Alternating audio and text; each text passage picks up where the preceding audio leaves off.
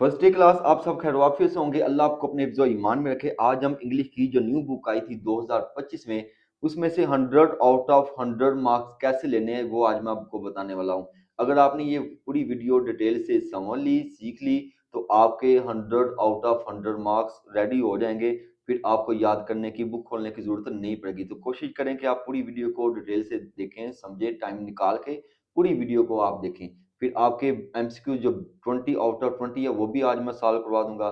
Short question कौन से करने हैं और बाकी जो चीजें इसमें आनी है 100 आउट ऑफ 100 लेने के लिए, वो भी मैं आज आपको डिटेल से समझाने वाला हूँ। पहले हम देखेंगे कि एमसीक्यूज जो है वो 20 में से 20 आपने कैसे लेने हैं, कौन कौन से टॉपिक्स में से आने वाले हैं और कौन से एमसीक्यूज है वो, उसके भी मैंने नोट्स बनाए हुए हैं, ये नीचे आप देख सकते हैं।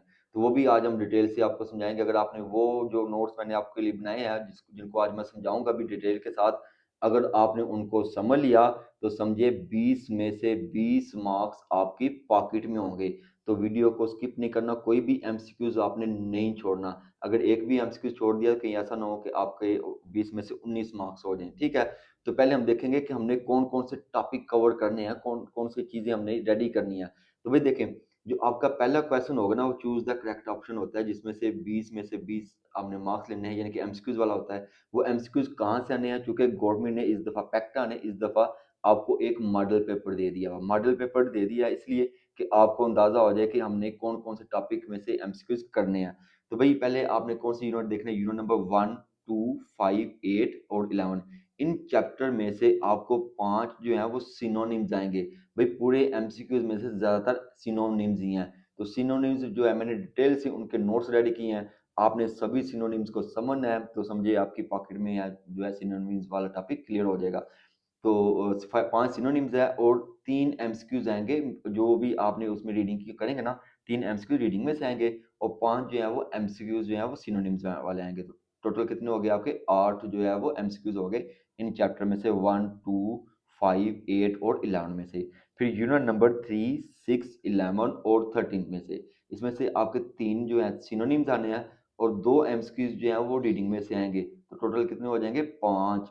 ये जो 3 एमसीक्यूज हैं सिनोनिम्स वाले, ये मैंने निकाल के रखे हुए हैं मोस्ट इंपॉर्टेंट। तो वीडियो को पूरा डिटेल से आपने समझना है। और 2 जो है एमसीक्यू जो रीडिंग में से है ना, वो भी मैंने इंपॉर्टेंट गैस वाले जो है मैंने निकाल के रखे हुए हैं। वो मैं नीचे नोट्स आप देखें, ये मैंने बना के रखे हुए हैं, ये भी मैं आपको डिटेल से समझाता हूँ। पहले देख लें हमने यूनिट कौन कौन से करने हैं। उसके बाद यूनिट नंबर 14 हमने करना है, क्योंकि ये पैक्टा ने में मेंशन कर दिया कि इसी में से, ये जो आपके सामने स्केच ड्रा करके रखा हुआ है, इन्हीं में से एमसीक्यूज आने हैं और नोट्स भी मैंने इन्हीं में से बनाए हैं, ताकि आपके पूरे मार्क्स आ जाए 20 आउट ऑफ 20। तो 2 सिनोनिम्स जो हैं चैप्टर नंबर 14 में से आ जाएंगे। अभी देखो हमारे पास कितने हो गए एमसीक्यूज, 8, 5 और 2, कितने हो गए अभी, 15। अब रह गए क्या आपके 5, वो जो है करेक्शन ऑफ वर्ब्स होंगे आपके। ठीक है, तो वो कौन सी यूनिट है आपके, 1, 2, 3, 5, 6, 8, 10, 11, 13 और 14। इसका आप बेशक स्क्रीनशॉट ले लें। इसमें से 5 एमसीक्यूज जो है वर्ब करेक्शन वाले आने हैं। तो टोटल 20 एमसीक्यूज हैं। तो कहाँ से और कौन कौन से एमसीक्यूज करने हैं वो मैं आपको अभी डिटेल से बताने वाला हूँ। और कैसे हल करने हैं, कैसे उनको याद करना है, याद करने की जरूरत नहीं है। अगर आप वीडियो को डिटेल से समझ लेंगे, सीख लेंगे, तो समझे आपके 100 आउट ऑफ 100 आपकी पॉकेट में होंगे। तो सबसे पहले हम करेक्शन ऑफ वर्ब करेंगे, जिसमें से 5 एमसीक्यूज आने हैं। उसके बाद हम सिनोनिम्स और बुक रीडिंग वाले जो एमसीक्यूज है उसको भी डिस्कस करेंगे। अक्सर बच्चे इसी टॉपिक में ये जो 5 नंबर है ना, ये लेना थोड़ा सा मुश्किल हो जाता है बच्चों के लिए, क्योंकि इसमें बच्चे अक्सर गलती कर जाते हैं। बड़ा ही आसान सा काम है 5 नंबर लेना। मैं आपको डिटेल से समझाता हूँ कि कैसे आपने 5 नंबर लेने हैं। आपने चंद एक गोल्डन रूल है जिसको आपने याद रख लेना, चंद एक गोल्डन टोटके हैं जो मैं आज आपको बताने वाला हूँ। अगर आपने वो सुन लिए और समझ लिए तो समझिए ये 5 नंबर जो हैं आपकी पॉकेट में होंगे। तो पहला जो मैंने कुछ लिखे हुए रूल्स, गोल्डन रूल्स क्या है जी गोल्डन रूल ये है कि अगर आपको ये जो एमसीक्यूज आ जाएगा वर्ब करेक्शन वाला, अगर तो डेली रूटीन वाला हो, डेली रूटीन वाला हो या यूनिवर्सल ट्रूथ हो, ठीक है जी, यूनिवर्सल ट्रूथ हो, या किसी की हैबिट को वो शो कर रहा हो, या साइंटिफिक फैक्ट्स हो, तो उसको आपने as a simple present indefinite के तौर पर डील करना है। सिंपल प्रेजेंट इंडेफिनिट में क्या होता है भाई, सिंगुलर हो तो वर्ब की पहली फॉर्म के साथ एस या ई एस का इजाफा कर देते हैं। अगर प्लूरल हो तो वर्ब की पहली फॉर्म आप लगाते हैं और एस और ई एस का इजाफा नहीं करते हैं। तो आते हैं पहले एमसीक्यूज की जानब। तो उसको अगर आप गौर से देखें तो लिखा हुआ है ऑनेस्टी नेवर वेस्टेड। ठीक है, ऑनेस्टी जो है कभी जो है वो ज़ाया नहीं होती। ये आपका यूनिवर्सल ट्रुथ भी है। इसको यूनिवर्सल ट्रुथ में लेके जा सकते हैं। तो यूनिवर्सल ट्रुथ है तो मैंने क्या बताया भाई, यूनिवर्सल ट्रूथ होगा तो आपने इसको एज अ प्रेजेंट इंडेफिनिट के तौर पर लेना है। प्रेजेंट इंडेफिनिट में क्या होता है कि अगर तो सिंगुलर है तो आपने क्या लेना होता है, आपने एस सिंगल फॉर्म वर्ब की पहली फॉर्म के साथ एस या ई एस का इजाफा कर देना होता है। अब आप देखिए ऑनेस्टी, ऑनेस्टी चूंकि सिंगुलर है तो आप कौन सा ऑप्शन चूज करेंगे जिसमें वर्ब की पहली फॉर्म होगी, गोन भी यूज नहीं होगा, ठीक है, और ये आपका क्या है जी, वेंट भी यूज नहीं होगा, और ये गोज वाला कौन सा ऑप्शन चूज करेंगे, गोज, क्योंकि इसमें वर्ब की पहली फॉर्म के साथ एस और ई एस का इजाफा हुआ है। क्यों हुआ है, क्योंकि ऑनेस्टी जो है वो सिंगुलर है, तो गो वाला भी जो है आपका इनकरेक्ट होगा, वेंट वाला भी इनकरेक्ट और गोन वाला भी इनकरेक्ट, तो कौन सा वाला करेक्ट ऑप्शन होगा, गोज वाला, ठीक है, क्योंकि इसमें वर्ब की पहली फॉर्म के साथ एस और ई एस का इजाफा हुआ है।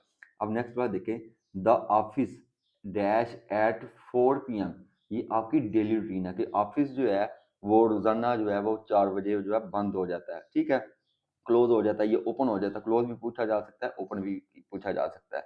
तो इसमें भी क्या करेंगे, चूंकि डेली रूटीन में है तो मैंने क्या बोला भाई कि डेली रूटीन होगी तो उसको आपने सिंपल प्रेजेंट इंडेफिनिट के तौर पर लेना है। तो ऑफिस चूंकि सिंगुलर है तो क्या करेंगे, वर्ब की पहली फॉर्म के साथ एस और ई एस का इजाफा करेंगे, तो क्लोजे भी जो है इनकरेक्ट हो जाएगा, क्लोजेज वाला ऑप्शन आएगा, ठीक है, तो आपने कौन सा ऑप्शन चूज कर लेना है, क्लोजेज वाला।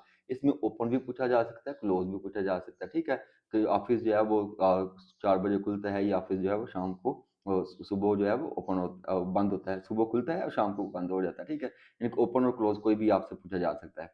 नेक्स्ट देखें, डू यू, ये तो डू यू से ही अंदाजा हो रहा है, डेली रूटीन ही आ रही है, डू यू जो कि प्रेजेंट इंडेफिनिट का ही फॉर्म होती है, डू डू डू जो है वर्ड प्रेजेंट इंडेफिनिट में यूज होता है, तो इसमें आपने वर्ब की पहली फॉर्म भी इस्तेमाल करनी है, डू यू और know why an apple fall down, ठीक है, ये साइंटिफिक फैक्ट्स में भी आ सकता है, साइंटिफिक फैक्ट में भी कह सकते हैं इसको, आप 2-3 तरीकों से आप याद कर सकते हैं, ठीक है, डू वाला भी आपको शो कर रहा है और साइंटिफिक फैक्ट भी शो कर रहा है कि प्रेजेंट इंडेफिनिट वाला ही, इसमें सिंपल प्रेजेंट इंडेफिनिट ही यूज करना है, तो वर्ब की पहली फॉर्म होगी, तो पहली फॉर्म के साथ एस या ई एस का इजाफा करना है या नहीं, क्योंकि आपने ये देखना है कि हमारे पास क्या है जी, एप्पल, एप्पल आपके पास सिंगल है, एक एप्पल है, तो वर्ब की पहली फॉर्म के साथ क्या लगाएंगे, एस या ई एस।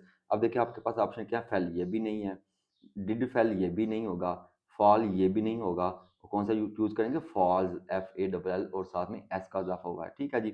नेक्स्ट वाला देखें, आई यूजली डैश टू मरी, ये भी रूटीन में वर्क में ही आता है कि मैं मरी जाता रहता हूँ, ठीक है, और यूजली वाला वर्ड जब भी इस्तेमाल होगा तो वो भी आपने प्रेजेंट इंडेफिनिट में ही लेना है, ठीक है, तो आई है तो आई के साथ, आई को आप कैसे डील करते हैं, उसके साथ एस और ई एस का इजाफा नहीं करते हैं, तो कौन सा यूज चूज करेंगे, वाज गो, ये भी नहीं, ये पास्ट में आ जाएगा, गोस, ये भी नहीं लेंगे क्योंकि इसके साथ ई एस का इजाफा है, गोन भी नहीं लेंगे, तो कौन सा चूज करेंगे, go, I usually go to Murree, okay हो गया जी।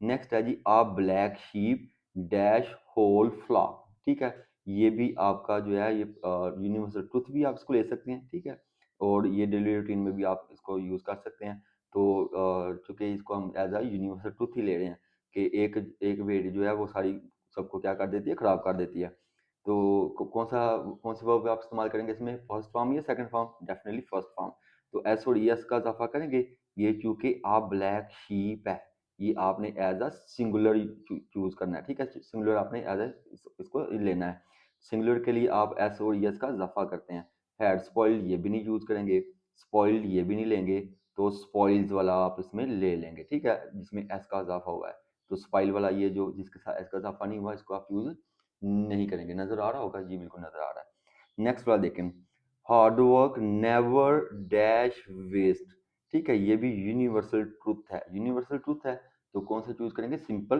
प्रेजेंट इंडेफिनिट, यानी कि एस और ई एस का इजाफा होगा या नहीं, ये हमने डिसाइड करना है, उसके बाद वर्ब की पहली फॉर्म इस्तेमाल करना है, हार्ड वर्क को आप एज अ सिंगुलर ही लेंगे, ठीक है जी, तो क्या होगा, विल हैव गॉन, ये भी नहीं होगा, गोज वाला होगा, गोज वाला होगा, क्यों, क्योंकि ये आपका सिंगुलर है, सिंगुलर में वर्ब के पहली फॉर्म के साथ एस या ई एस का इजाफा होगा, तो कौन सा चूज करेंगे, गोज वाला आप चूज कर लेंगे। नेक्स्ट वाला बड़ा इंपॉर्टेंट है, देखें क्या लिखा हुआ है, चैरिटी डैश एट होम, ये आपका एक प्रोवर्ब है, प्रोवर्ब को भी आपने इंडेफिनिट यानी कि सिंपल इंडेफिनिट की तरह ही डील करना होता है, चूंकि चैरिटी है, सिंगल है, तो वर्ब की पहली फॉर्म के साथ एस या ई एस का आपने इजाफा करना है, तो आपके पास ऑप्शन क्या है, बिगिंस, तो पहले वाला ऑप्शन इसका ट्रू है, चूंकि बिगिन जो है वर्ब की पहली फॉर्म है, साथ में एस का भी इजाफा हुआ है, तो इसका मतलब है यही वाला इसका ऑप्शन ट्रू है। नेक्स्ट वाला देखें भाई, हमारे पास क्या है, 2 and 2 - 4, ये आपका मैथमेटिकली फैक्ट है। मैथमेटिकली फैक्ट हो, साइंटिफिक मैथ फैक्ट्स हो, तो उसमें आपने इसको सिंपल प्रेजेंट इंडेफिनिट के तौर पे ही आपने इसको डील करना होता है। तो कौन सी फॉर्म लगाएंगे, वर्ब की पहली फॉर्म। तो आप देखते हैं हमारे पास कौन से ऑप्शन है, मेकिंग ये भी नहीं होगा, मेड भी नहीं होगा, और कौन सा वाला होगा, मेक। 2 and 2 - 4 होगा। ओके है। नेक्स्ट देखिए, आयरन डैश इन विंटर, ठीक है। आयरन जो है, oh sorry, iron dash in water, ये भी एक ट्रुथ है, यूनिवर्सल ट्रुथ है कि लोहा जो है वो पानी में डूब जाता है। तो वर्ब की पहली फॉर्म लगाएंगे, लेकिन चूंकि आयरन चूंकि सिंगुलर है तो वर्ब की पहली फॉर्म के साथ एस या ई एस का इजाफा जरूर करेंगे। देखें हमारे पास ऑप्शन क्या है, सिंकिंग ये भी नहीं है, सिंक वाला भी नहीं होगा, हैव सिंक भी नहीं होगा, तो कौन सा होगा, सिंक्स, ठीक है, जिसमें एस का इजाफा हुआ पड़ा है। ओके, नेक्स्ट देखते हैं हमारे पास क्या है जी, uneasy lies head that the crown, यानी कि जो घर का बड़ा होता है ना उसके ऊपर ज़्यादा टेंशन होती है। तो ये भी आपका ट्रुथ में ही आता है, यूनिवर्सल ट्रुथ इसको भी कह सकते हैं। तो इसमें भी वर्ब की पहली फॉर्म लगाएंगे। तो कौन सा वाला है, वोर ये भी नहीं, ये भी नहीं होगा, विल वियर ये भी नहीं होगा, वियर ये भी नहीं होगा, क्योंकि अनईजी लाइट हेड सिंगुलर है तो आपने वियर्स वाला चूज़ करना है। ओके जी। नेक्स्ट वाला देखिए, the sun dash in the east, ये तो भाई यूनिवर्सल ट्रुथ है, वर्ब की पहली फॉर्म आएगी। तो चूंकि सन सिंगुलर है तो सन राइजेज, ठीक है, तो ये राइज ये वाला ऑप्शन इनकरेक्ट होगा, राइज वाला। तो कौन सा करेंगे, राइजेज। ओके जी, कौन सा चूज़ करेंगे, rises, sun rises in the east. लेकिन दे चूँकि ये प्लूरल है, डैश एक्सरसाइज ये भी डेली रूटीन का ही काम है, तो इसमें भी वर्ब की पहली फॉर्म आएगी, लेकिन एस और एस का इजाफा नहीं होगा, दे टेक, ठीक है जी। तो इसमें आपने कौन सा वाला ऑप्शन चूज़ करना है, वर्ब वाला भी गलत हो जाएगा, है वाला भी गलत है, तो टेक वाला, ठीक है, they take exercise daily. Next वाला है आपके पास, the earth dash around the sun, ये आपका यूनिवर्सल ट्रुथ में ही आ जाएगा। ओके जी, ये डेली रूटीन में भी है, द अर्थ रिवॉल्व वाला होगा। तो अर्थ चूँकि सिंगुलर है तो वो की पहली फॉर्म के साथ एस या ई एस का इजाफा करेंगे, तो कौन सा वाला होगा, रिवॉल्व्स। ओके है। नेक्स्ट देखें, a rolling stone dash no moss, okay है जी। तो इसका आपने कौन सा लगाना है, गैदर्स। तो चूँकि ये आपका रोलिंग स्टोन सिंगुलर है तो कौन सा वाला लगा देंगे आप, गैदर्स वाला चूज़ कर लेंगे। नेक्स्ट वाला है आपके पास, द ब्यूटी, ब्यूटी खूबसूरती, डैश नो ऑर्नामेंट्स, कि उसको जेवरात की ज़रूरत नहीं होती। तो ये भी आपका डेली रूटीन में आ सकता है, इसको आप कह सकते हैं जी ट्रुथ भी है ये, कि खूबसूरती को जो है वो किसी भी तरह की जेवर की ज़रूरत नहीं होती। तो कौन सा आएगा, ब्यूटी है, क्योंकि सिंगल्स है, सिंगुलर है, तो कौन सा आएगा, वर्ब की पहली फॉर्म के साथ एस या ई एस का इजाफा होगा। तो हम देखते हैं ऑप्शन हमारे पास क्या है, हैज़ नीड ये भी नहीं आएगा, तो नीड्स वाला आएगा, ठीक है, क्योंकि वर्ब की पहली फॉर्म के साथ एस का इजाफा हुआ है। नेक्स्ट देखें, unless you dash hard you can not pass, आप मेहनत करते रहें जब तक पास नहीं हो जाते। तो ये भी इंडेफिनेट में आ रहा है, और ये चूँकि यूनिवर्सल ट्रुथ भी है तो इसमें भी वर्ब की पहली फॉर्म ही आएगी, ठीक है। वर्ब की पहली फॉर्म में देखते हैं तो कौन से ऑप्शन दिए हुए हमारे पास है, वर्क ये भी नहीं होगा, विल वर्क ये भी नहीं होगा, वर्कड भी नहीं होगा, तो कौन सा वाला आएगा, वर्क वाला आपके पास आपने ऑप्शन चूज़ कर लेना है। नेक्स्ट देखिए, आ कोवर्ड जो बुज़दिल आदमी होता है, dash many times before his death, कि वो बड़ी दफ़ा मर जाता है, जो बुज़दिल होता है वो काफ़ी दफ़ा अपनी ज़िंदगी में मर जाता है, जिंदा भी मरा ही होता है, ठीक है। तो ये भी यूनिवर्सल ट्रुथ है, वर्ब की पहली फॉर्म आएगी, जो कि कोवर्ड है, सिंगुलर है, आ कवर्ड है, तो वर्ब की पहली फॉर्म के साथ एस या एस का इजाफा होगा। हैज़ डेड भी नहीं आएगा, विल डाई भी नहीं आएगा, तो डाइज वाला आ जाएगा, कि जो बुज़दिल होता है वो कई दफ़ा अपनी ज़िंदगी में मर चुका होता है। Dash the Muslims dash in one God, ये मुस्लिम्स हैं जी, ठीक है, दी मुस्लिम्स इन वन गॉड, ये यूनिवर्सल ट्रुथ है कि मुसलमान जो है एक अल्लाह पर यकीन रखते हैं। तो कौन सा वाला होगा, बिलीव, चूँकि मुस्लिम्स हैं तो प्लूरल है, तो कौन सा वाला आप चूज़ कर लेंगे, बिलीव वाला। नेक्स्ट देखें, a drowning man dash at straw, ये भी प्रूव वर्ब है, ये आपका एक मुहावरा है, मुहावरे में भी आपने वर्ब की पहली फॉर्म ही इस्तेमाल करनी थी, डूबते को तिनके का सहारा होता है। A drowning man dash at straw, drowning man dash at a straw, तो कौन सा होगा, कैचेस वाला। तो डूबते को तिनके का सहारा होता है, तो वर्ब की पहली फॉर्म के साथ एस यू ई एस का इजाफा हुआ पड़ा है। तो नेक्स्ट देखें, we generally dash in Urdu, we generally dash Urdu in college, कि हम कॉलेज में उर्दू पढ़ते हैं, ये भी आपकी डेली रूटीन का काम है। तो मैंने आपको क्या बोला था, डेली रूटीन हो, प्रूव वर्ब हो, या जो है साइंटिफिक फैक्ट्स हो, मैथमेटिक फैक्ट्स हो, तो सिंपल प्रेजेंट इंडेफिनिट यूज़ होता है, जिसमें वर्ब की पहली फॉर्म के साथ एस या ई एस का इजाफा किया जाता है। किस सूरत में? जब वो सिंगुलर हो और प्लूरल हो तो सिर्फ जो है वर्ब की पहली फॉर्म आती है। तो इसके लिए हम कौन सा यूज़ करेंगे? स्पोकन नहीं हो सकता, स्पीक्स जो है वो भी नहीं हो सकता। चूँकि वही है तो प्लूरल आएगा, तो कौन सा वाला हो जाएगा भाई? आपका स्पीक वाला, कि वही हम जो है उर्दू बोलते हैं कॉलेज में। We generally speak Urdu in college. Okay है। नेक्स्ट देखिए, money dash mayor go. Okay है जी, ये भी आपका जो है वो प्रोवर्ब भी है। तो मनी चूँकि सिंगुलर है तो इसके साथ वर्ब के साथ ऐसी या इसका इजाफा होगा। तो हम देखते हैं कौन सी फॉर्म हमें दी हुई है। मेड ये भी नहीं होगा, विल मेक ये भी नहीं होगा, तो मेक्स वाला होगा। ओके है जी, तो ये मेक्स वाला आपने चूज़ कर लेना है। I dash T every morning, ये भी डेली रूटीन में आ रहा है। ठीक है, तो डेली रूटीन है तो वर्ब की पहली फॉर्म के साथ एस या ई एस का इजाफा करना होता है अगर वो प्लूरल हो। चूँकि आई है तो ये प्लूरल में नहीं होगा, इसके साथ एस या ई एस का इजाफा नहीं होगा। तो हम देखते हैं वर्ब की कौन सी फॉर्म दी हुई है इसके साथ। हैड टेक्स ये भी नहीं होगा, हैड टेकन भी नहीं होगा, हैज टेकन भी नहीं होगा, तो टेक्स वाला भी नहीं होगा, तो टेक वाला आपका ऑप्शन ट्रू होगा। नेक्स्ट देखते हैं हमारे पास क्या है। All that is not gold, सब जो भी चमकने वाली चीज़ जो होती है वो सोना नहीं होती है। तो ये भी आपका प्रोवर्ब है, मुहावरा है। तो मुहावरे में प्रेजेंट इंडेफिनिट ही यूज़ करना होता है। तो कौन सा करेंगे? Glitters. All that dash all glitters are not gold. Okay है जी। The sun in the west, ये भी आपका यूनिवर्सल ट्रुथ है। तो इसमें भी वर्ब की पहली फॉर्म के साथ एस या ई एस का इजाफा करेंगे। तो sun sets in the waste.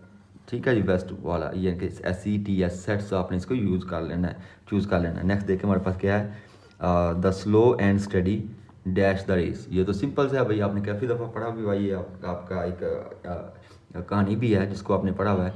Slow and study wins the race, तो कौन सा वाला हो जाएगा? विंस वाला। Okay ji.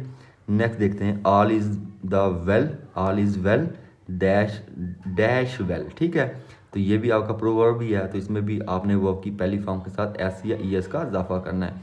All is that well, और देखते हैं हमारे पास ऑप्शन कौन सा है। विल एंड ये भी नहीं होगा, एंडेड भी नहीं होगा, तो कौन सा वाला होगा? एंड्स होगा। एस या ई एस का इजाफा करेंगे।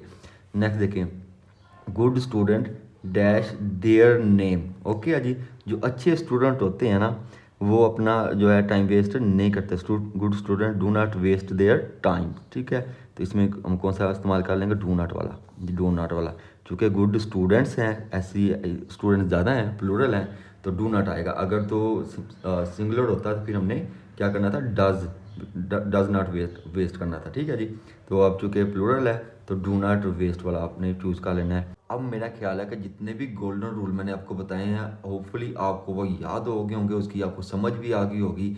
अब आपने क्या करना है? जस्ट इसका स्क्रीनशॉट ले लेना है। ये जो पेज है सारे का सारा, जो बाकी पेज है ये सारे का सारा उसी रूल के मुताबिक है। तो इसको आप स्क्रीनशॉट ले लें ताकि हम नेक्स्ट वाले जो रूल्स हैं उसको हम डिस्कस कर सकें।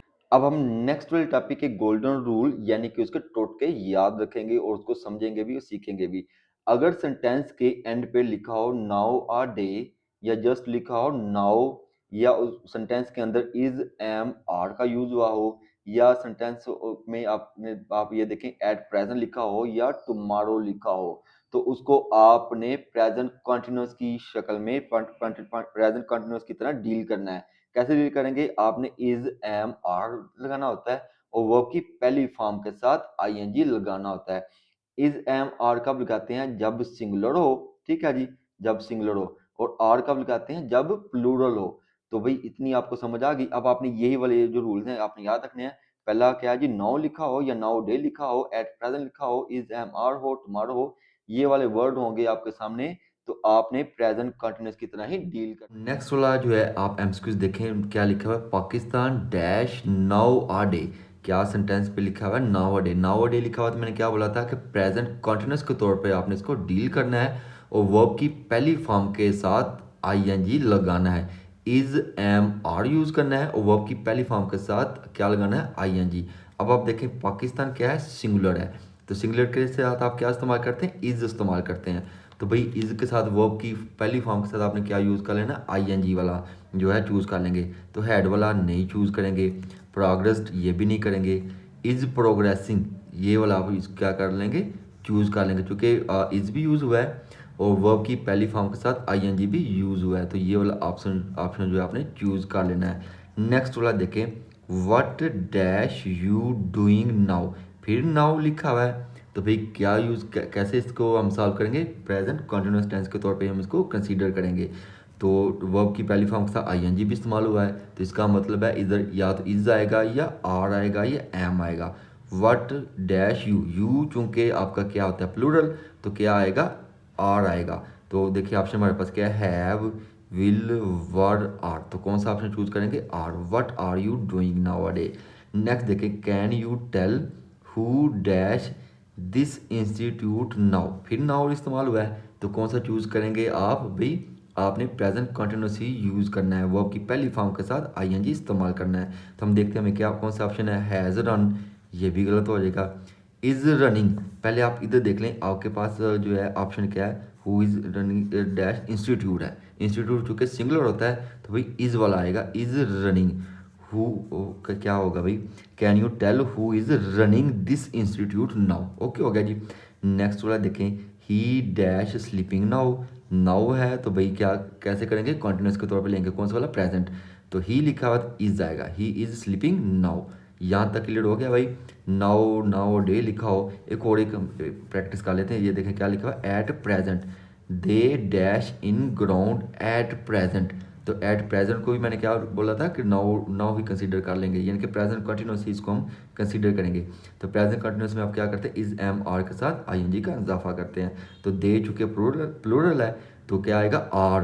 हम देखते हैं आर किसके में इस्तेमाल हुआ है, इसमें विल प्ले, ये भी नहीं आएगा, आर प्लेइंग, तो ये वाला चूज़ करेंगे चूँकि आर भी है, वर्ब की पहली फॉर्म के साथ आईएनजी भी है। ये इज प्लेइंग वाला जो है इसमें गलत हो जाएगा, क्यों, क्योंकि इसमें जो है कहाँ गया भाई, ये दे आर, ये दे वर्ड इस्तेमाल हुआ है, तो दे चूँकि प्लूरल होता है, तो ये आपका तकरीबन ऑलमोस्ट जो है इस तरह के जो एमसीक्यूज आपके सॉल्व हो चुके हैं। बाकी आप इसका देख लें, स्क्रीनशॉट ले लें इस टाइप के, तो ताकि आपके बाकी भी आप खुद से प्रैक्टिस कर लेने हैं। हम नेक्स्ट वाले टॉपिक पे अब आते हैं नेक्स्ट वाले टॉपिक पर। नेक्स्ट वाले टॉपिक जो आपसे पूछा जा सकता है एमसीक्यूज के लिहाज से, उसके भी हम पहले गोल्डन रूल और टोटका समझ लेते हैं, फिर हम उसकी जो है जो आपको सेंटेंस दिए होंगे कुछ प्रैक्टिस कर लेंगे, उन्हीं में से आपको एक आधा एमसीक्यूज पूछा जाएगा। तो पहला और नेक्स्ट क्या है हमारे पास, अगर हैज़ या हैव यूज़ हुआ हो सेंटेंस में, तो या वर्ब की तीसरी फॉर्म यूज़ हुई हो, या येट वर्ड हो, एवर, नेवर, ठीक है, एवर नेवर ये वर्ड आपने देख लेने हैं। Just now, already, long time या सिंस या फॉरवर्ड इस्तेमाल हुआ हो, तो इस तरह के जो जितने भी वर्ड आपके सामने लिखे होंगे तो उसको आपने एज अ प्रेजेंट परफेक्ट जो है वो डील करना है। प्रेजेंट परफेक्ट में क्या होता है, हैज़, हैव प्लस वर्ब की थर्ड फॉर्म आपने यूज़ करनी होती है। अब हम इसके कुछ जो है सेंटेंस प्रैक्टिस करते हैं, फिर आपके लिए ज़्यादा आसानी हो जाएगी। अब नेक्स्ट वाले टॉपिक का जो पहला एमसीक्यूज है ना, उसकी तरफ आप देखें, लिखा हुआ है द प्रिंसिपल हैज़, देखो हैज़ यूज़ हुआ है और साथ में वर्ड कौन सा हुआ है, जस्ट। मैंने क्या बोला था, जस्ट लिखा हो या जस्ट नाउ लिखा हो तो आपने प्रेजेंट परफेक्ट वाला ही तरीका का अप्लाई करना है। प्रेजेंट परफेक्ट में क्या करना होता है, वर्ब की थर्ड फॉर्म लगानी होती है हैज़ और हैव के साथ। हैज़ चूँकि उसने यूज़ किया हुआ है तो हम यहाँ पे कौन सी फॉर्म चूज़ कर सकते हैं, वर्ब की थर्ड फॉर्म। अब हम देखते हैं कि हमारे पास ऑप्शन कौन से हैं, made, can make, will make और मेक, तो भी कौन सा चूज़ करना है, वर्ब की थर्ड फॉर्म को आपने चूज़ कर लेना है। नेक्स्ट वाला देखें, आई डैश रिटर्न, आप देखें रिटर्न थर्ड फॉर्म है, रिटर्न की आपकी थर्ड फॉर्म होती है, तो रिटर्न के साथ आप क्या लगाएंगे, हैज़ या हैव। वो कैसे कैसे डिसाइड करना है, वो हमने देखना है कि आई जो है वो सिंगुलर है या प्लूरल है। आई के साथ हमेशा आपका हैव इस्तेमाल होता है, तो आप कौन सा चूज़ कर लेंगे, आई हैव, ठीक है, आई हैव ये वाला ऑप्शन जो लास्ट वाला ऑप्शन जो आपने चूज़ कर लेना है, I have return an application. Next वाला देखिए, he has not yet, word जो मैंने आपको बताया था नॉट येट, येट वर्ड इस्तेमाल होगा तो वो प्रेजेंट परफेक्ट की तरह आपने इसको डील करना है, यानी कि हैज़ और हैव इस्तेमाल कर लेंगे और साथ में थर्ड फॉर्म। और चूँकि हैज़ उसने ऑलरेडी यूज़ किया हुआ है तो हम यहाँ पे वर्ब की थर्ड फॉर्म यूज़ करेंगे, तो कंप्लीटिंग भी नहीं होगा, कंप्लीटेड, तो ये वाला ऑप्शन आपने चूज़ कर लेना है। नेक्स्ट वाला देखें, वी हैव, फिर हैव लिखा हुआ है तो वर्ब की थर्ड फॉर्म इस्तेमाल करेंगे। वी डैश एग्जामिनेशन येट लिखा हुआ है एंड पे वर्ड, ठीक है, तो येट के लिए आप क्या लगाएंगे, वर्ब की थर्ड फॉर्म लगाएंगे और हैज़ और हैव लगाएंगे। वो हैज़ और हैव कैसे डिसाइड करेंगे, ये जो आपको दिया हुआ है वी, ठीक है, वी आपका क्या होता है, सिंगुलर या प्लूरल, प्लूरल है। प्लूरल के लिए आप क्या करते हैं सॉरी प्लूरल के लिए आप क्या करते हैं, हैव इस्तेमाल करेंगे। तो हैव के साथ वर्ब की थर्ड फॉर्म देखो कौन सी है, ये पहले वाला, ये हैव नॉट टेकन, क्योंकि वो माइनस वाला है, नेगेटिव वाला है, और इसके अलावा तो कोई ऑप्शन ऐसा नहीं है जिसमें थर्ड फॉर्म इस्तेमाल हुई है, तो ये वाला आप ऑप्शन चूज़ करेंगे, हैव नॉट टेकन। ओके जी। नेक्स्ट वाला देखिए, she has, already has use हुआ है, तो वर्ब की third form, he dash a letter, he has written a letter. Okay हो गया जी। He dash here just now, just now के लिए मैंने क्या बोला था, प्रेजेंट परफेक्ट के तौर पे आपने इसको लेना है, यानी कि हैज़ और हैव लगाना है, और वर्ब की थर्ड फॉर्म लगाएंगे। और चूंकि बस अब थोड़ा सा काम रह गया, ये अब आपका आपका सेकंड लास्ट जो है गोल्डन रूल है जिसको आपने याद रखना है, उसके बाद फाइनल आपको मैं रूल बताऊंगा, टोटका बताऊंगा, वो आपने याद रख लेने हैं, और आपका ये 5 नंबर जो है वो सॉल्व हो जाएंगे। अब गोल्डन रूल क्या है कि अगर सेंटेंस में आप ये वाला वर्ड देख लें, yesterday, last year, last time, last वाला वर्ड हो, इसके साथ ईयर भी हो सकता है, वीक भी हो सकता है, डे भी हो सकता है, सिंपल सिंपल सेंटेंस हो, या अगो वाला वर्ड हो, अगो लिखा हो, लास्ट नाइट, मैंने बोला ना लास्ट हो सकता है, लास्ट ईयर भी हो सकता है, डे भी हो सकता है, नाइट भी हो सकता है, वीक भी, कुछ भी हो सकता है, ठीक है। वाज वर्ड वाला सेंटेंस हो तो आपने उसको पास्ट इंडेफिनिट की तरह डील करना है। पास्ट इंडेफिनिट में आप कैसे डील करते हैं, सब्जेक्टिव के साथ सेकंड फॉर्म लगानी होती है, ये याद रखनी है। और अगर सिंपल सेंटेंस हो, ये भी याद रखना है कि डिड के साथ हमेशा फर्स्ट फॉर्म आएगी, ये वाला रूल लाजमी आपने याद रखना है कि डिड के साथ हमेशा फर्स्ट फॉर्म आएगी। अगर इनमें से कोई भी एक सेंटेंस आपके सामने आ जाए, यस्टरडे, लास्ट ईयर, या अगो, या लास्ट नाइट, वाज वर्ड वाला होगा, तो आपने सब्जेक्टिव के साथ सेकंड फॉर्म लगा देनी है, और डिड के साथ आपने फर्स्ट फॉर्म लगानी होती है। और वाज वर्ड कब लगानी होती है, अगर वो किसी चीज की स्टेट को शो कर रहा होगा तो आपने वाज वर्ड लगाना है। अगर एक्शन अगर एक्शन को शो कर रहा होगा तो फिर आपने वाज वर्ड नहीं लगाना। वाज वर्ड कब नहीं लगाना, जब वो किसी चीज का एक्शन को शो कर रहा होगा। कैसे एक्शन को शो कर रहा होगा, जब सेंटेंस आएगा तो मैं आपको समझाऊंगा। और कैसे किसी भी चीज की स्टेट यानी कि हालत को शो कर रहा होगा, ये भी जब सेंटेंस आता है तो मैं आपको समझा देता हूँ। अब जिस टॉपिक के हमने गोल्डन रूल सीखे हैं ना, अब उससे रिलेटेड हम सेंटेंस को सॉल्व करते हैं। तो पहला सेंटेंस देखिए हमारे पास क्या, ही डैश मी यस्टरडे, एंड पे क्या लिखा हुआ है, यस्टरडे। तो भी मैंने क्या बोला था, जब यस्टरडे आ जाए, या लास्ट ईयर आ जाए, या लास्ट नाइट आ जाए, या लास्ट ईयर आ जाए, तो आपने उसको पास्ट इंडेफिनिट की तरह डील करना है। पास्ट इंडेफिनिट में क्या होता है, सब्जेक्टिव के साथ सेकंड फॉर्म लगानी होती है। तो आपने ऑप्शन में देखना है कि सेकंड फॉर्म कौन सी वाली है। अब ये देखें, जो पहला ही ऑप्शन है ना, वो आपकी सेकंड फॉर्म है, मेट। बाकी देखिए हैज मेट लिखा हुआ है, ये भी नहीं हो सकता। मीट्स हो सकता है, ये भी नहीं, या मीट्स लिखा हुआ है, ये भी नहीं हो सकता। और मीट लिखा हुआ है, ये भी नहीं हो सकता। तो कौन सा ऑप्शन हो सकता है, मेट हो सकता है। क्यों? क्योंकि यस्टरडे लिखा हुआ है, तो यस्टरडे पास्ट इंडेफिनिट की तरह डील करना है इसको, तो उसमें आपने सेकंड फॉर्म लगानी होती है। नेक्स्ट वाला देखिए, I remember, I dash you last year. अब ये देखिए लास्ट ईयर है, ठीक है। अब इसमें भी एक चीज आती है कि सेम टाइम हो, और सेम चीजें हो रही हो, तो वैसे भी इससे भी एक चीज शो हो रही है कि लास्ट ईयर लिखा हुआ है, लास्ट ईयर है, तो वही इससे मुराद है कि आपने सेकंड फॉर्म भी लेनी है। तो लास्ट ईयर हो जाए, यस्टरडे आ जाए, या आपके पास वाज वर्ड होगा, तो आपने सेकंड फॉर्म भी लगानी है। तो क्या कौन सा ऑप्शन लेंगे, मेट वाला, ठीक है। अब लास्ट वाले टॉपिक के गोल्डन रूल और टोटके आपने याद कर लेने हैं। अब समझे आपका ये 5 नंबर जो है वो आपके सॉल्व हो जाएंगे। अगर सेंटेंस के एंड पे यस्टरडे हो, अगो लिखा हो, तो आपने सेकंड फॉर्म यूज करनी है। अगर सेंटेंस में डिड यूज हुआ हो, तो आपने वर्ब की पहली फॉर्म लिखनी है। Is that clear?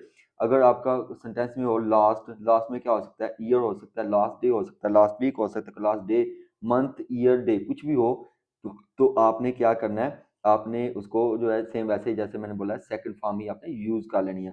तो उसके बाद क्या होगा, अगर सेम टाइम है, अगर कोई काम जो है एक ही वक्त में हो रहा है, तो आपने सेकंड फॉर्म यूज करनी है। लेकिन टाइम में डिफरेंस आ गया है, बिफोर द टाइम यानी कि बिफोर रीच्ड, कि उसके मेरे जाने से पहले वो मर चुका था, तब आपने हैड के साथ वर्ब की तीसरी फॉर्म लगानी है। अगर तो सेम टाइम है, टाइम जो है वो सेम है, कि मैं गया और वो वैसे ही वो हो गया, तो उसी वक्त वो काम हो गया, तो तब आपने सेकंड फॉर्म यूज करनी है। इस तरह का सेंटेंस होगा।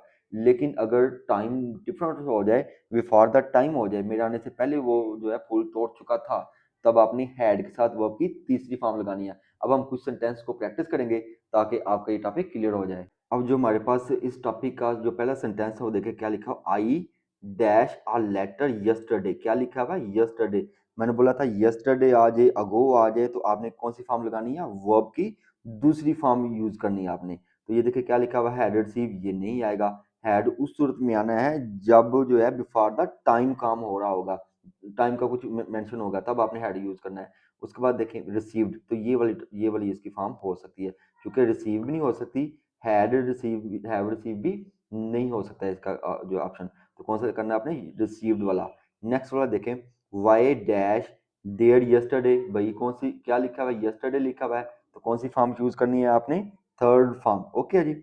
उसके बाद देखें a few days ago, ago आ गया, तो वर्ब की कौन सी फॉर्म यूज करनी है आपने, सेकंड फॉर्म यूज करनी है।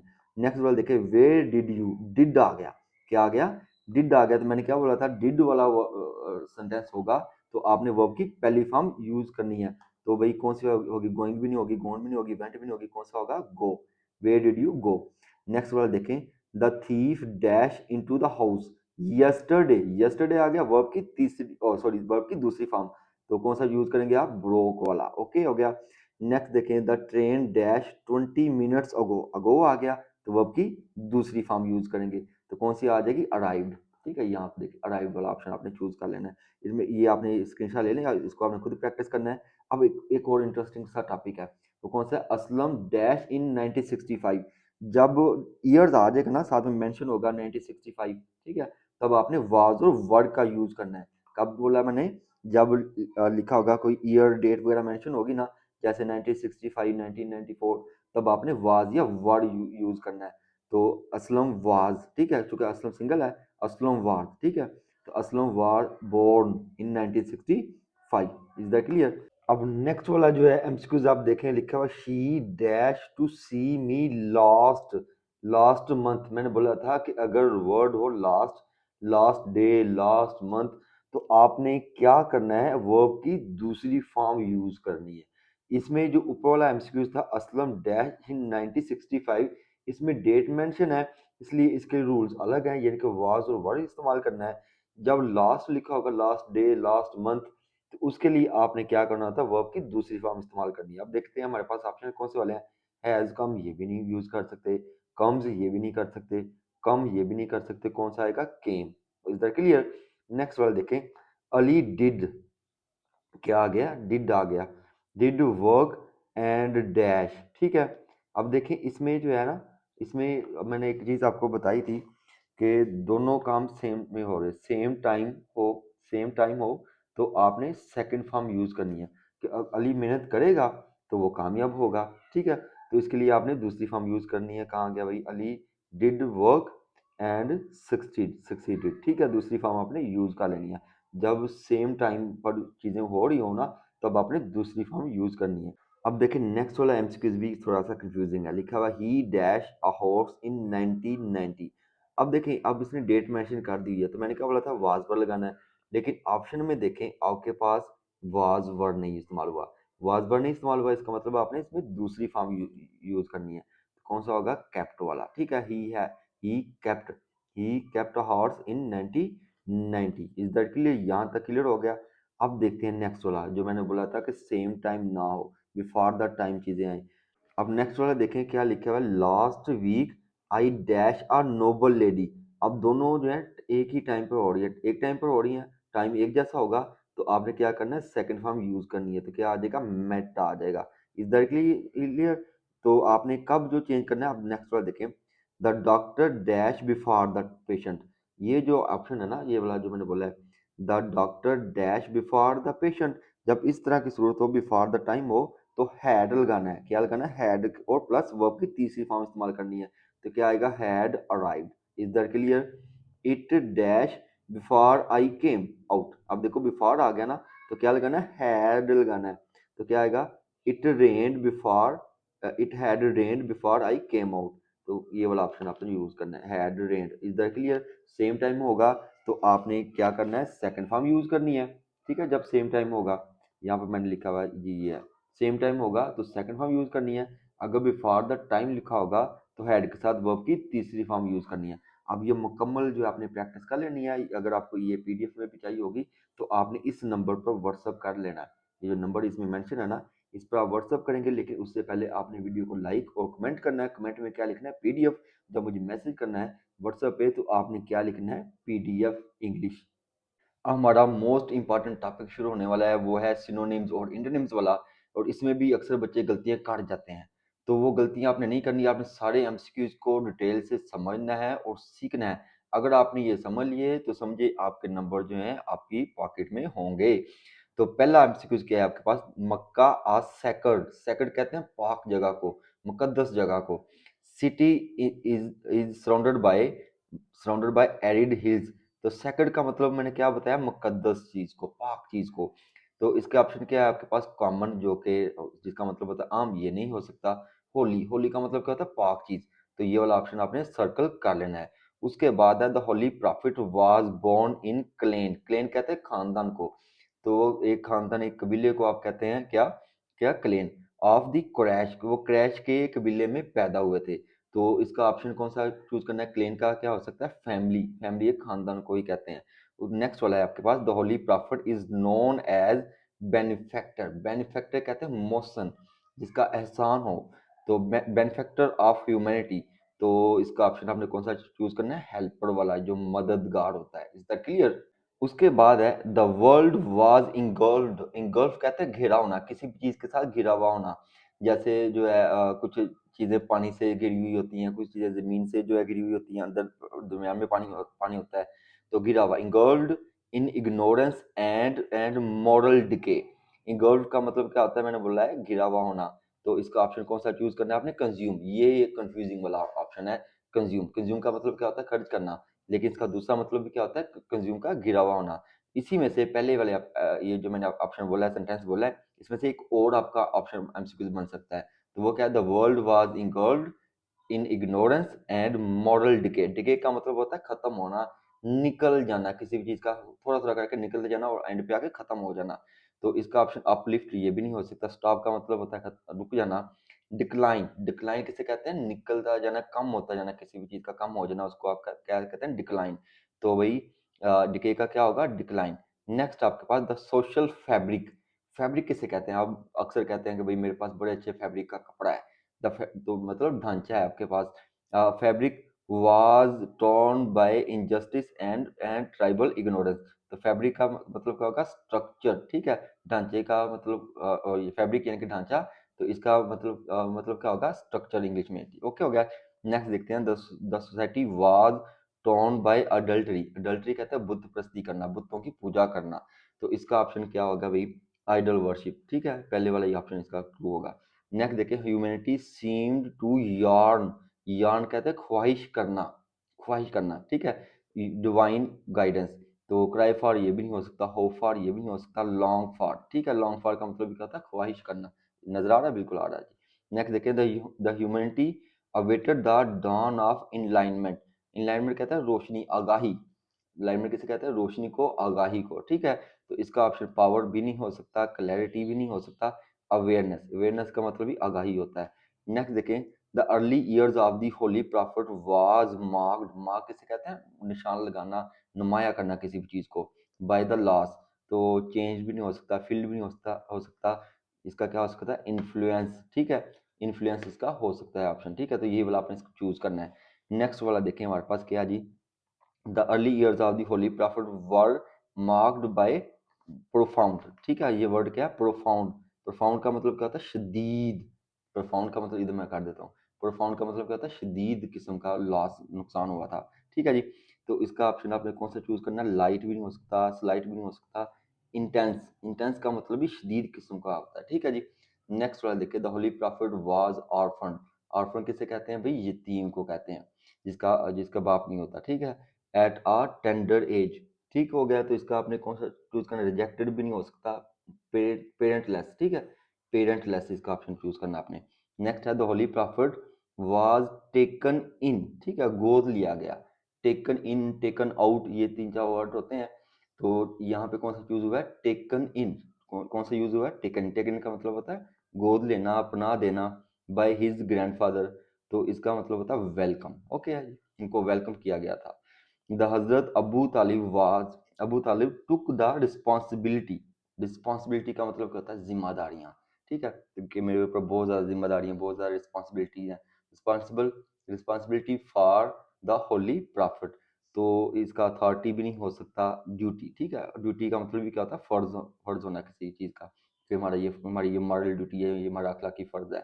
नेक्स्ट वाला देखें, Hazrat Abu Talib was steadfast. Steadfast का मतलब होता है साबित कदम रहना, एक जगह पर जमे रहना, अपनी बात पे, अपने मौके पर कायम रहना, गार्डियन। तो नेक्स्ट इसका ऑप्शन क्या, वीक भी नहीं हो सकता, लॉयल, ठीक है। लॉयल भी इसका मतलब हो सकता है, सेम उसी तरह का वर्ड है, स्टेड फॉर की तरह की जगह आप लॉयल भी लिख सकते हैं। तो नेक्स्ट है आपके पास, the despite his his orphan, आर्फनहुड। Orphan के बारे में पहले भी हम पढ़ चुके हैं, आर्फनहुड यतीमी, पहले था आर्फन, अब है आर्फनहुड, यतीमी। The holy prophet grew in strength, ठीक है, वो फिर भी एक ताकत में नशोनुमा की, उनकी नशोनुमा हुई। तो लोनलीनेस ये भी नहीं हो सकता, पेरेंट लेसनेस, ठीक है, इसका क्या ऑप्शन होगा, पेरेंट लेसनेस होगा। नेक्स्ट वाला देखिए भाई, the holy profit had exceptional, गैर मामूली। एक्सेप्शनल का से मुराद क्या होता है, किसी भी गैर मामूली की जो चीज़ होती है। तो यूजुअल ये भी नहीं हो सकता, ब्राइट भी नहीं हो सकता, आउटस्टैंडिंग, खास किस्म की जो होती है, गैर मामूली चीज़ें जो होती हैं, आउटस्टैंडिंग किस्म की जो होती हैं, ठीक है जी।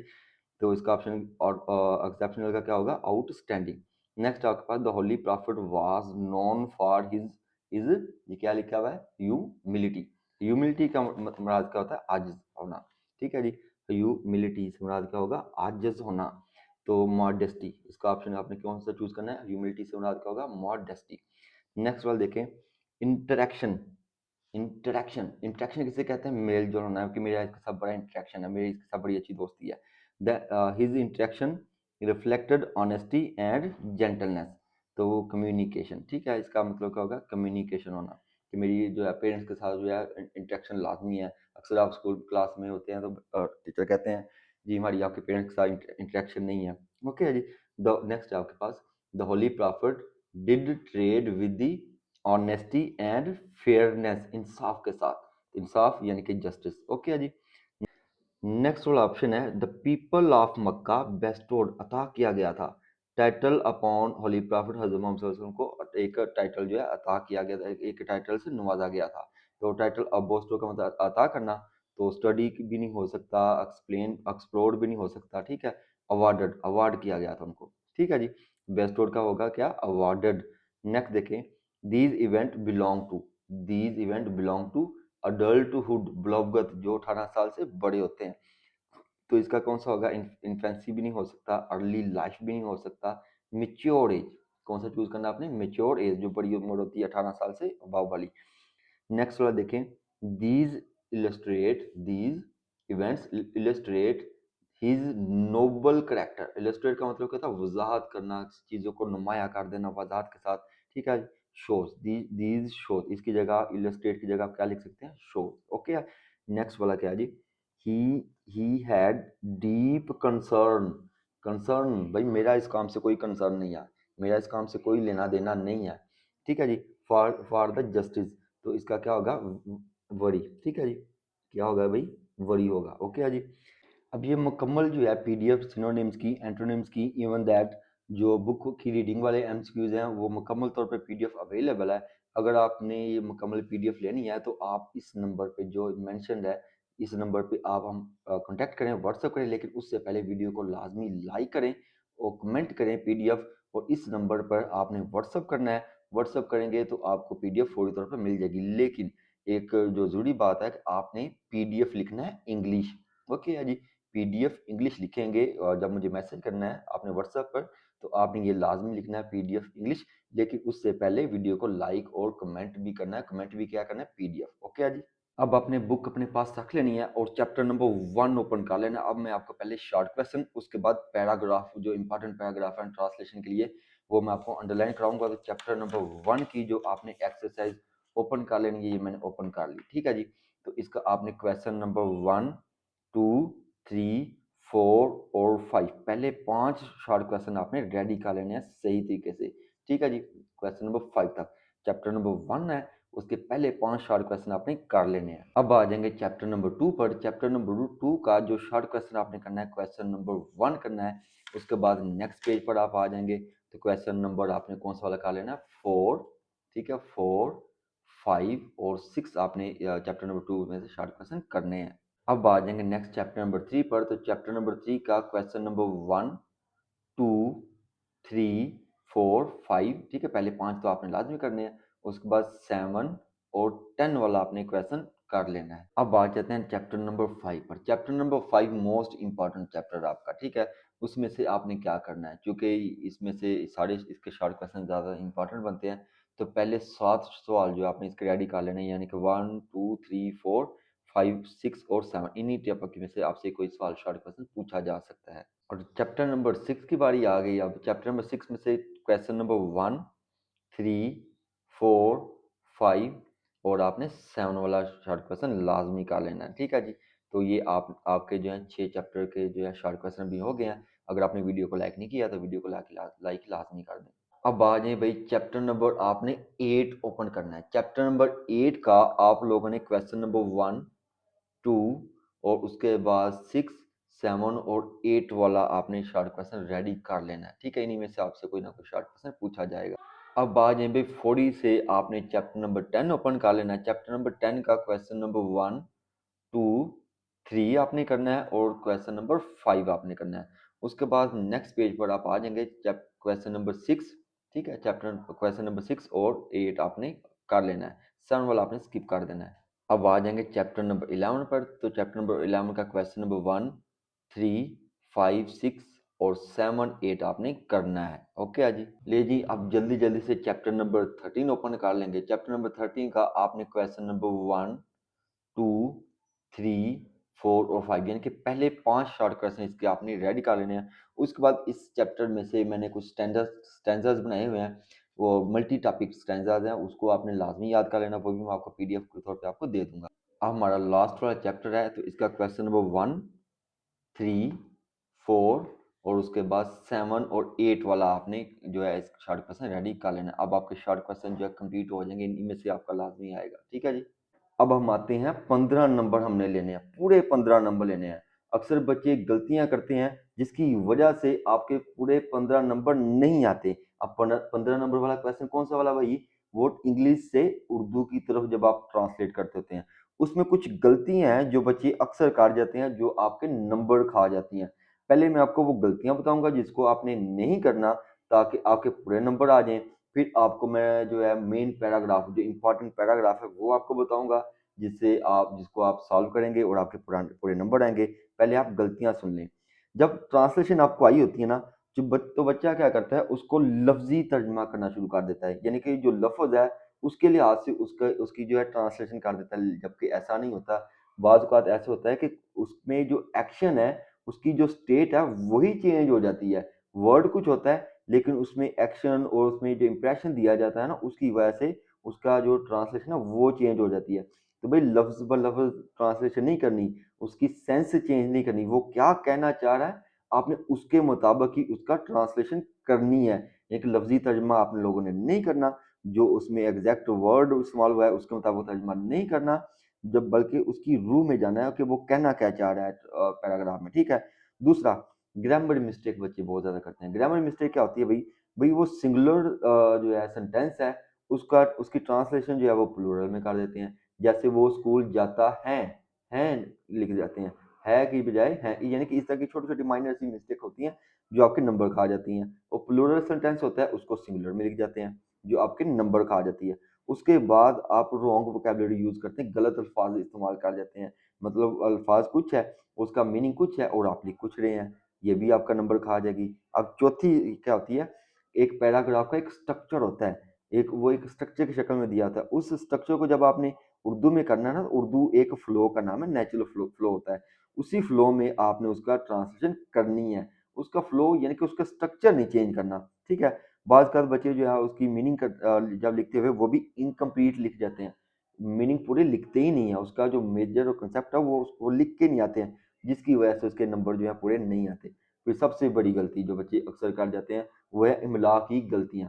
भाई इमला, चूँकि अब सारी किताबें जो इंग्लिश मीडियम है, उर्दू मीडियम हम बुक्स बहुत ज़्यादा कम पढ़ते हैं, जिसकी वजह से हमारी इमला की बहुत ज़्यादा गलती हैं। तो जो पैराग्राफ आपको मैं बताऊँगा उसकी ट्रांसलेशन आपने याद करनी है और उसको प्रैक्टिस करना है उर्दू में, ठीक है? लिख के याद कर लेना ताकि आपकी इमला की गलतियाँ ना हो। अब आ जाते हैं मेन टॉपिक पर, यानी कि अब आपको मैं ट्रांसलेशन अंडरलाइन करवाऊंगा।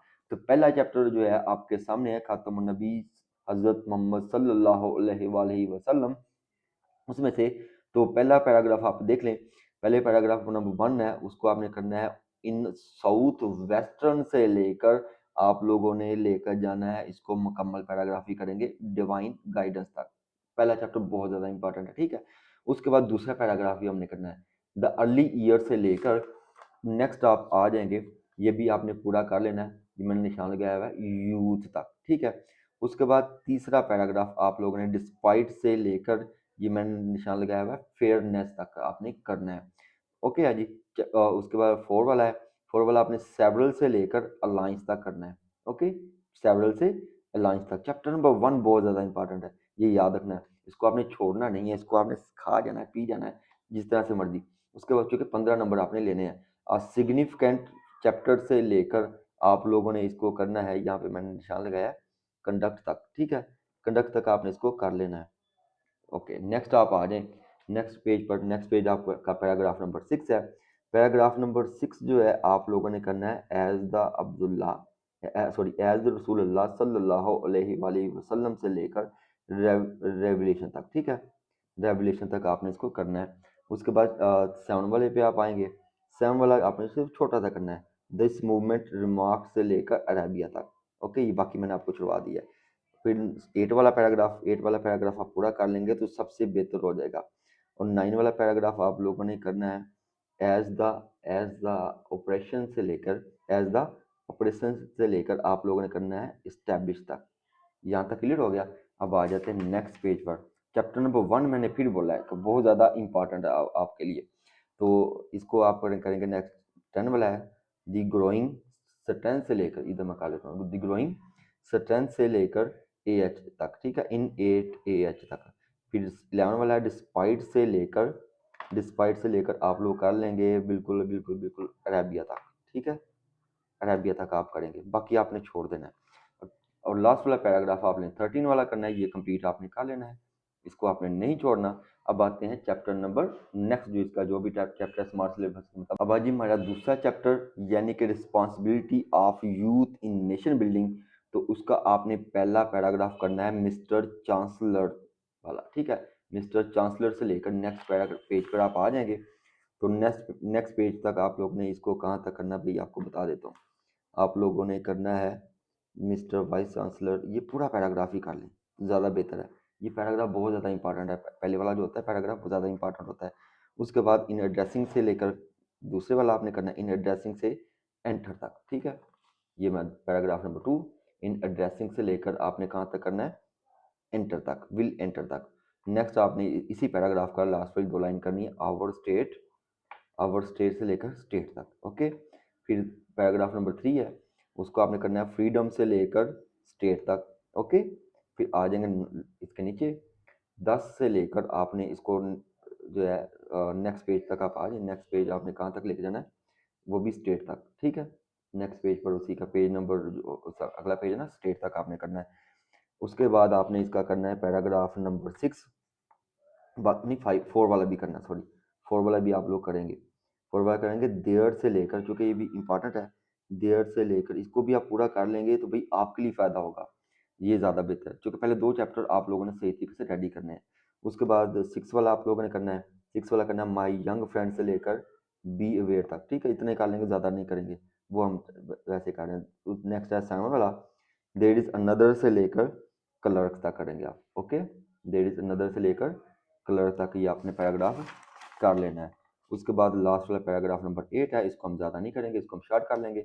गवर्नमेंट से लेकर यू तक, ओपन यू तक, ठीक है।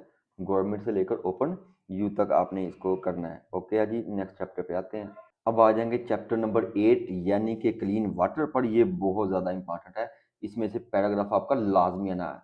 तो ठीक है, इसके हम पहले पैराग्राफ नंबर 1 करेंगे, व्हाट इज द फंडामेंटल्स से लेकर ऑन लैंड तक, ठीक है। लाइफ ऑन लैंड तक आपने ये पैराग्राफ करना है भाई। ये चैप्टर बहुत ज़्यादा इंपॉर्टेंट है, इसको याद भी करना है आपने, वर्ड टू वर्ड याद कर लेंगे तो ज़्यादा बेहतर होगा, जो भी जैसे भी आपके टीचर ने करवाया होगा।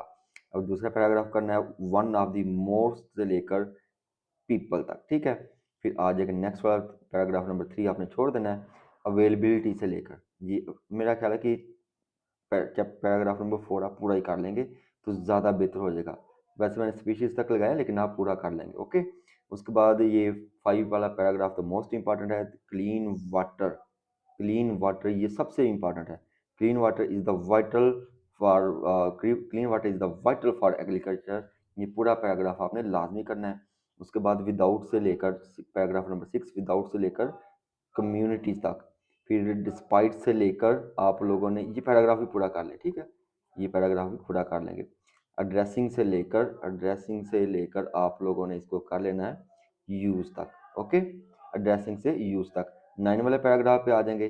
तो एजुकेशन से लेकर आपने लाइफ तक कर लेना है। Clean water is the fundamental source, ये सबसे ज़्यादा इंपॉर्टेंट है ये भी, ठीक है। Clean water is the fundamental source, ये पैराग्राफ अगर आप पूरा कर लेंगे तो ज़्यादा बेहतर है। ये एंड तक आप कर लेंगे, ओके। तो ये आपका चैप्टर नंबर 8 भी पूरा हो गया। अब नेक्स्ट जो क्वेश्चन है वो है आपका स्टैंजा। ये बड़ा सिंपल सा काम होता है लेकिन बच्चे इसमें से भी पूरे मार्क्स नहीं ले सकते। पहले मैं जो इस क्वेश्चन में जो आप सॉल्व करते हुए जो गलतियाँ करते हैं वो मैं आपको अंडरलाइन करवाता हूँ, वो आपने सुन लेनी है और वो सीख लेनी है। उसके बाद मैं आपको एक आसान सा तरीकाकार बताऊंगा कि आपने जो है मल्टी टॉपिक जो है स्टैंजे में आपको दूंगा उसको आपने याद कर लेना है। अब गलतियाँ क्या करते हैं बच्चे, जब भी स्टैंजा लिखते हैं ना तो वो लाइंस को मिक्स कर देते हैं। हर लाइन को अलग लिखने का के बजाय एक ही पैराग्राफ में वो उसको बना देते हैं। ये सबसे बड़ी गलती होती है। दूसरी जो गलती बच्चा करता है कि स्टैंजे में ब्रेक नहीं देता, यानी कि जहाँ पे न्यू स्टैंजा स्टार्ट होता है वहाँ गैप या लाइन वगैरह वो देते ही नहीं है। उसके बाद होती है पंक्चुएशन। पंक्चुएशन को भी वो जो है इग्नोर कर देते हैं। कॉमा कहाँ पे लगाना है, फुल स्टॉप कहाँ पे लगाना है, कैपिटल लेटर कहाँ पे लगाना है, इसका वो सही तरीके से जो है वो यूज़ नहीं करते हैं। फिर जो फर्स्ट लेटर को कैपिटल नहीं लिखना, जो यानी कि पंक्चुएशन का जो बेसिक काम होता है। स्पेलिंग मिस्टेक करते हैं, रेमिंग वर्ड्स जो है वो चेंज कर देते हैं। तो इसके अलावा जो है बच्चे एक्स्ट्रा जो है मिसिंग लाइन छोड़ देते हैं, लाइन जो है वो मिस कर देते हैं। ये चंद एक मिस्टेक्स है। अब आपकी स्क्रीन में कुछ जो है मल्टी टॉपिक जो है वो स्टैंजाज की आपको शो हो रहे होंगे, उसका आपने स्क्रीनशॉट ले लेना है। यानी कि आपको कोई भी आ जाएगा स्टैंजा तो आपने ये मल्टी टॉपिक एक्सप्लेनेशन है, यही आपने सभी टॉपिक्स के ऊपर लिख देनी है। एक तो बेशक आप इसका स्क्रीनशॉट ले लें तो सभी जो है बर्ड केम डाउन वॉक, इसका भी स्टैंजा का मल्टी टॉपिक है। मैंने स्क्रीन पे आपके शो हो रहा होगा। दूसरा है द इक्विंग ग्रीन, इसका भी जो है वो मल्टी टॉपिक स्टैंजा, बेशक आप इसका इधर से ही स्क्रीनशॉट ले लें, शायद स्क्रीन पर शो हो रहा होगा पूरा, तो आप इसका भी स्क्रीनशॉट ले लें, अदरवाइज स्क्रीन आपकी स्क्रीन पर ये शो हो रहा होगा। फिर दोज विंटर संडे, इसकी भी जो है मल्टी टॉपिक जो है आपका स्टैंजा मैंने जो है आपकी स्क्रीन पर शो हो रहा होगा। और रुबायात का भी, रुबायात का भी मल्टी टॉपिक, ये आपने लाजमी स्टैंजा याद कर लेने हैं। जो भी आपको आएगा तो आपने यही वाली एक्सप्लेनेशन लिख देनी है। तो अब नेक्स्ट जो हमारा टॉपिक है यानी कि नेक्स्ट जो आपका क्वेश्चन आपसे पूछा जाता है वो है पेयर ऑफ वर्ड का। पहले इसकी भी जो गलतियां बच्चे करते हैं वो मैं आपको बताता हूँ, उसको आपने समझना है भाई, वैसी गलती आपने नहीं करनी है। पहला तो ये है कि सेम स्पेलिंग वो समझ लेते हैं दोनों की और उसको जो मीनिंग जो है उलट पुलट कर देते हैं। जैसे कि ये एडवाइस है तो ये आपका एडवाइस है, ठीक है। तो इसका मीनिंग ये लिख देंगे, इसका मीनिंग ये समझ के दोनों को उलट पुलट कर देते हैं। तो वही एग्जैक्ट मीनिंग जो है उसके लिहाज से उसको आपने लिखना होता है कि मीनिंग में कंफ्यूज नहीं होना। उसके बाद जो सेंटेंस है वो गलत बनाते हैं। सेंटेंस को आपने गलत नहीं बनाना, कोशिश करें कि एक एक दो दो लाइन के इनके मैंने बनाए हुए सेंटेंस, तो ये आपकी मैं स्क्रीन पे थोड़ी देर तक शो करवा देता हूँ, उसका आपने स्क्रीनशॉट ले लेना है। लेकिन पहले आप गलतियाँ सीख लें कि आपने गलतियाँ कौन सी वाली नहीं करनी। पंक्चुएशन पर डिपेंड नहीं करना आप लोगों ने। दूसरा जो है स्पेलिंग मिस्टेक आप लोगों ने हरगिज नहीं करनी है। दोनों दोनों वर्ड्स एक ही सेंटेंस में यूज करना, दोनों वर्ड्स को एक ही सेंटेंस में यूज नहीं करना है, दोनों को डिफरेंट सेंटेंस में करना है। और लैंड पर वही रटानी समझ के आपने उसको लिखना है। तो जितने भी पेयर और वर्ड्स हैं जो आपके इस दफ़ा एग्जाम में आ सकते हैं उसका स्क्रीनशॉट आप ले सकते हैं, या आपकी स्क्रीन पे शो हो रहा होगा जितने भी पॉसिबल पेयर ऑफ वर्ड्स हैं, तो उसका आप क्या कर लें, स्क्रीनशॉट ले लें। अब जो नेक्स्ट क्वेश्चन है वो है पंक्चुएशन का। ये 5 नंबर का होता है और ये मुफ्त के आपके नंबर होते हैं और बच्चे अक्सर इसमें से 2 से 3 नंबर लेते हैं। क्यों नहीं 5 आते? 5 न आने की कुछ वजूहत होती हैं, कुछ मिस्टेक होती हैं। पहले मैं आपको मिस्टेक बताऊंगा, उसके बाद उनका सोल्यूशन बताऊंगा, उन एंड पे मैं आपको कुछ पंक्चुएशन बताऊंगा जिसको आपने याद कर लेना है, जिसको आपने माइंड रिमाइंड कर लेना है, याद कर लेना है किस तरीके से उसकी पंक्चुएशन करनी है। वो चंद एक पैराग्राफ ही वो मैं आपको दे देता हूँ, ठीक है। पहले आप उसमें से मिस्टेक जो होती है वो आप समझिए। पहली जो मिस्टेक होती है कि बच्चे फुल स्टॉप गलत जगह लगाते हैं, यानी कि जहाँ पे फुल स्टॉप लगाना होता है वहाँ पे लगाते नहीं है, बीच में कहीं भी जगह मिल जाए जहाँ पे उनका दिल करता है वहाँ पे वो लगा देते हैं। दूसरा होता है कॉमा लगाना, कॉमे का वो यूज़ जो है वो सही तरीके से लगाते नहीं है, ज़रूरत के बगैर कॉमा लगा देते हैं, या जहाँ पॉज चाहिए होता है वहाँ नहीं लगाते। ठीक है। उसके बाद होता है कैपिटलाइजेशन। कैपिटल वर्ड जो है कहाँ पे लगाना होता है, सेंटेंस स्टार्ट या प्रॉपर नाउन के फर्स्ट लेटर कैपिटल नहीं लिखते हैं बच्चे, या ये गलती करते हैं। उसके बाद होता है क्वेश्चन मार्क और फुल स्टॉप मिक्स कर देते हैं कि क्वेश्चन मार्क कहाँ पे लगाना है, फुल जो है क्वेश्चन मार्क कहाँ लगाना है, फुल स्टॉप कहाँ लगाना है, दोनों की खिचड़ी बना देते हैं। उसके बाद होती है अस्ट्राफी लगाना। ठीक है। पोजेशन या कंट्रैक्शन में कंफ्यूजन होता है कि कहाँ पे जो है आपने अस्ट्राफी लगाना है, कहाँ पे जो है अब ये कोटेशन मार्क आपने लगाने होते हैं। ये अक्सर बच्चे जो गलती करते हैं, ये एक्स्ट्रा या मिसिंग पंक्चुएशन होती है। अब इनको इनका सॉल्यूशन क्या होता है, जब आप लोगों ने कॉमा लगाना होता है तो कॉमा कहाँ पे लगाना होता है, जहाँ पे हल्का सा कुछ पॉज लिया हो जाए, लेकिन जहाँ पर भी आप स्टेटमेंट पढ़ रहे होते हैं, जहाँ पे भी हल्का सा पॉज फील हो वहाँ पे आपने कॉमा लगा देना है। समझ आ गई। कैपिटल सेंटेंस का जो पहला लेटर कैपिटल लिखना लिखना होता है किनका, किसी नाम का, प्लेस का। फॉर एग्जाम्पल अली लाहौर गया, तो अली का जो पहला लेटर है ना आपने जो है कैपिटल लिखने देना होता है। क्वेश्चन मार्क, जो ये तो सिंपल सी बात है, जहाँ पे भी क्वेश्चन पूछा जाएगा क्वेश्चनिंग आपकी माइंड में आएगी कि यार ये हमसे ये क्वेश्चन पूछ रहा है, इस सेंटेंस में क्वेश्चन क्वेश्चन है, तो उसके एंड पे आपने क्वेश्चन लगा देना होता है। ठीक है। अब उसके बाद होती है अस्ट्राफी लगाना। अस्ट्राफी जो है ये अक्सर possession like Ali, possession possession में लगाते हैं, जैसे कि ये अली की किताब है, अलीज अलीज बुक। ठीक है। Allies book. ठीक है। जहाँ पे पोजेशन होती है ना, किसी भी चीज़ की पोजेशन को शो किया जाता है, मलकियत को शो किया जाता है, ये अली की किताब है, वहाँ पे आपने जो है अस्ट्राफी लगा देनी होती है। क्वेश्चन मार्क, तो इसका अब आपको पहले ही पता है कि क्वेश्चन मार्क कहाँ लगाना होता है। कोटेशन मार्क जो होते हैं, ये वाले कोटेशन मार्क, ये डायरेक्ट स्पीच में लगाए जाते हैं, जहाँ पे भी डायरेक्ट स्पीच हो, जैसे he said I am ready, he said I am ready, वहाँ पे इसको आपने लगाना होता है। उसके बाद है कुछ एक दो मिस्टेक होती हैं, जैसे कि ना ज़्यादा वो जो होती हैं एक्सक्लेमेटरी मार्क्स जो होती हैं, ये कम यूज़ होते हैं। ठीक है। ये तो कुछ इनके सॉल्यूशन है। अब मैं आपको कुछ पंक्चुएशन देता हूँ, ये आपकी स्क्रीन पे शो हो रहे होंगे। ये अब आ जाते हैं आपका जो टॉपिक है, यानी कि लेटर और एप्लीकेशन वाला। ये आपका एक क्वेश्चन होता है, बड़ा इंपॉर्टेंट किस्म का क्वेश्चन है। तो इसके वाले से बच्चे अक्सर कंफ्यूज हो जाते हैं कि हमने इसको किस तरीके से हल करना है, कौन कौन सा याद करें। पहले मैं आपको कुछ लेटर्स आपको बता देता हूँ, वो आपने याद कर लेने हैं। किस लिहाज से याद करने वो भी मैं आपको बता दूंगा। आपको मल्टी टॉपिक लेटर मिलेगा। ठीक है। और ये मल्टी टॉपिक लेटर्स आपने किन में यूज करना है वो आपको पहले मैं बता दूं कि ये मल्टी लेटर टॉपिक आपने लिखना है, write a letter to your father, mother, elder brother, explaining the cause of your failure in the exam December test. ठीक है। जो आपने एक बार याद किया होगा पहले भी किसी और तरीके से, तो आपको ये मल्टी टॉपिक लेटर मिलेगा, तो उसमें आपने ये पुट कर देना, ये आपकी स्क्रीन में थोड़ी देर तक शो हो जाएगा। और ये कहाँ पे यूज़ होना है पहले ये वो देख लें। उसके बाद अगर आपसे ये लेटर पूछा जाएगा, ये अभी इंपॉर्टेंट लेटर। ठीक है। तो यही वाले आपने याद करने हैं, मल्टी टॉपिक लेटर ये आपने याद कर लेना है। Write a letter to your father, mother, elder brother, telling your progress in December test studies. ठीक है।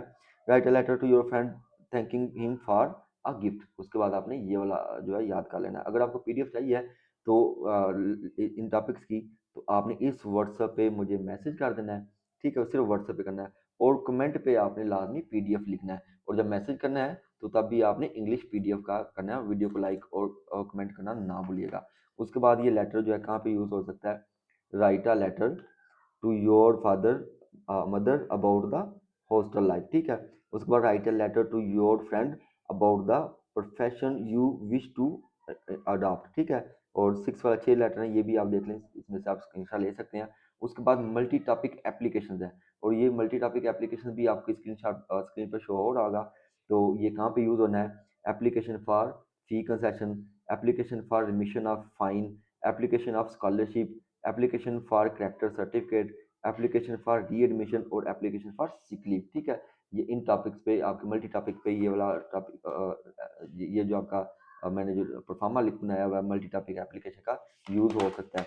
नेक्स्ट देखें किन टॉपिक्स पे आपका आप इसको यूज़ कर सकते हैं।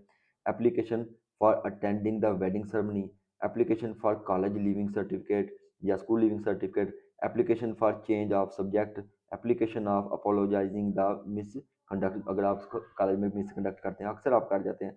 Application for permission for a trip, application for refund library या सिक्योरिटी फीस, ये आपने जब कॉलेज छोड़ना है तो आपको मिलती है वापस। उसके बाद होती है application for leave to attend a funeral, किसी के नमाज़ जनाजा आपने पढ़ने जाना है तो उसके लिए एप्लीकेशन के लिए ये आप यूज़ कर सकते हैं। नेक्स्ट है आपका टॉपिक जी, आपकी जो है वो स्टोरीज होती हैं।